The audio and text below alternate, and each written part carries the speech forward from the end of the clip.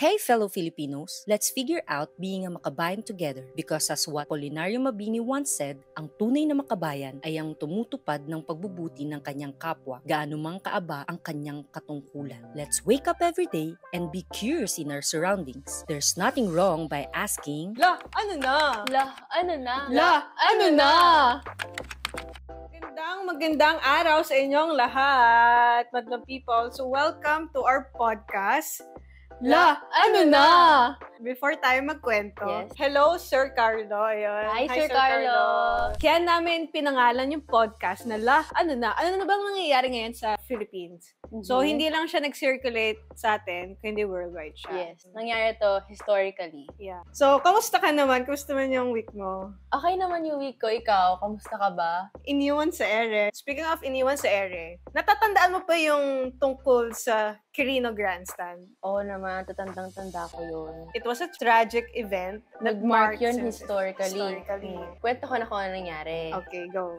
So, at 9:30 a.m., merong isang Hong Kong tourist bus and si former police, Mendoza, hinostage niya yung bus. So, kasi na-dismiss siya unfairly by the government. Drug user daw siya, ganyan. Kaya siya nag-hostage kasi gusto niya ng fair judgment na para marinig siya ng mga tao yung side niya.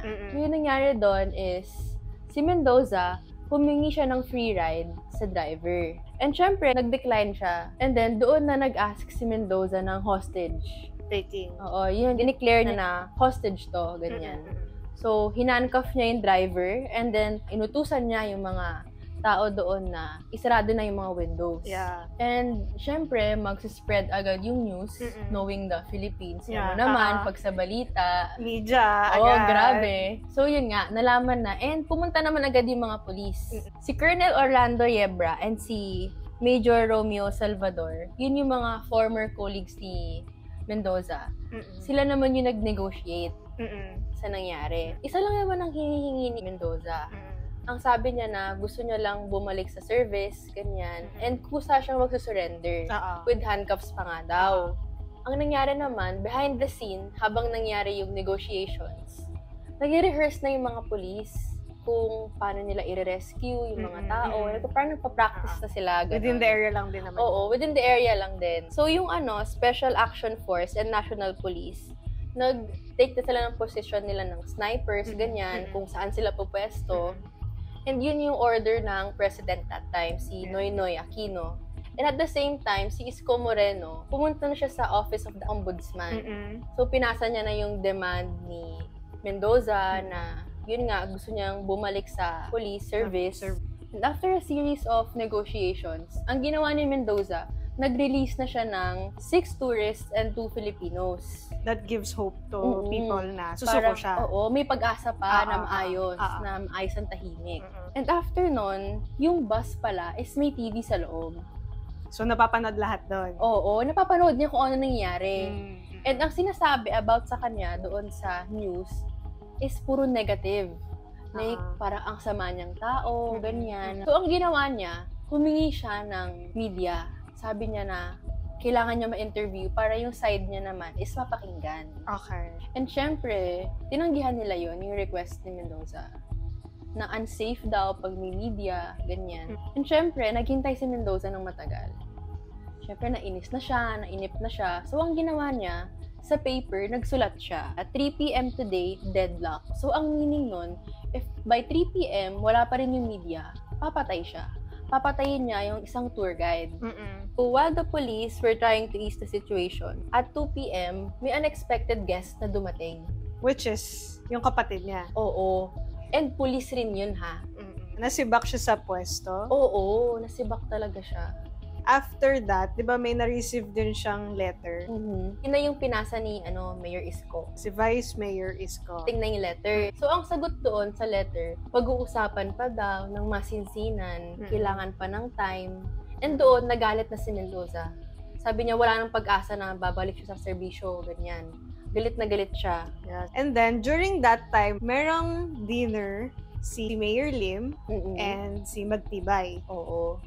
Kasi pag-uusapan nila kung anong pwede nilang gawin kay Mendoza. Oh, and nag-dinner pa talaga sila. Nag-dinner sila bago sila Bago sila Ay, pumunta naku, sa parang wala hostage. silang pakialam. Like, wala yung awareness nila na kailangan mabilisan tong desisyon. And after that, yung nakita nga tumatakbo yung kapatid niya, kaya din inaresto yung kapatid niya kasi may baril siya sa likod, nakatago sa likod. Oo. So, nakita yun eh. Nakita siya. Dapat that time makikipag-negotiate siya sa kapatid niya na ayusin natin to, like, huwag ka nang mag-hostage, ganyan. Pero since media rin, inalis siya. Kasi tsaka delikado rin para sa kanya. What if maging impatient rin siya sa kapatid niya? What if anuhin din siya? Mag-away pa sila, diba? Lalong Kaya siya inalis. And syempre, nakita ni Mendoza yun.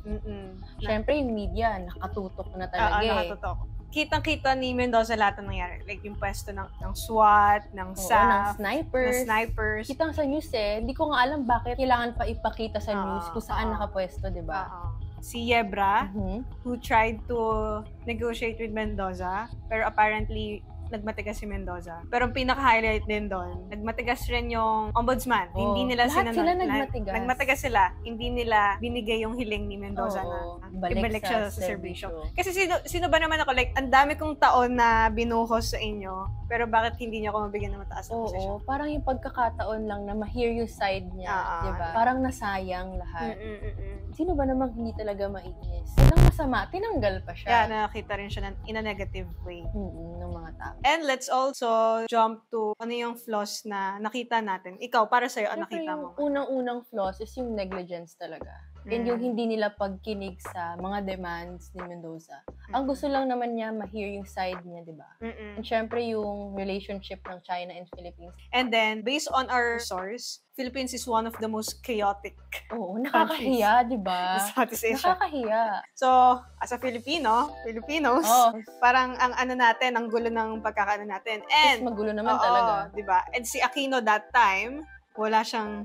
hindi siya nag-sorry. Hindi siya nag-sorry. Wala tayong narinig kay Aquino. Wala.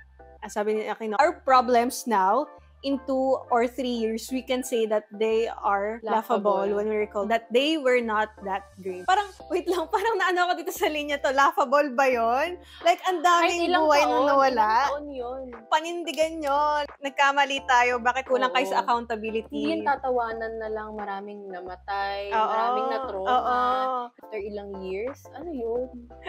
What a joke, Aquino. And then, yung pinaka-nag-lack din, decline of demands. Hindi talaga nila pinakinggan si Mendoza. Tsaka, di ba, pinapunta pa nila yung Hong Kong government sa place. Pinag-observe lang sila, walang pinagawa sa kanila. And then, madami ding nangyari. Madaming naging connections, madaming mga na-involved. Yung Hong Kong, nag-invite sila ng 115 Filipinos sa commemorate for the incident na nangyari. And then, dinecline siya ni Vice Mayor Isko Moreno, tsaka ni Mayor Im. Kasi, sino ba namang as a Hong Kong, resident? Kaya kung Hong Kong resident ka, gusto mo ba makita yung mga mukha ng mga yun? Like, you failed us. Diba? Nakaka-disappoint. Yeah. Parang pag nakikita mo, babalik yung trauma ulit. Diba? So, let's wrap it up na. Kung mangyari man ulit yun, wag naman sana, diba? Na sana ma-handle ng government, police, SWAT, diba? Nang maayos yung situation. Hindi yung may mapapahamak pa ulit. Magkakaroon na naman ng bad relationship, country natin sa iba, diba? Sana wag naman ulit mangyari. Dapat alam ng media kung kailan sila titigil or kung kailan sila papasok. Kasi ginawa mong movie yung hostage taking. Dapat yun yung control sana sensitive sila. So, this is Trisha Rodriguez and Eris Apasible. Chismis noon. Chismis pa rin ngayon. Ano na?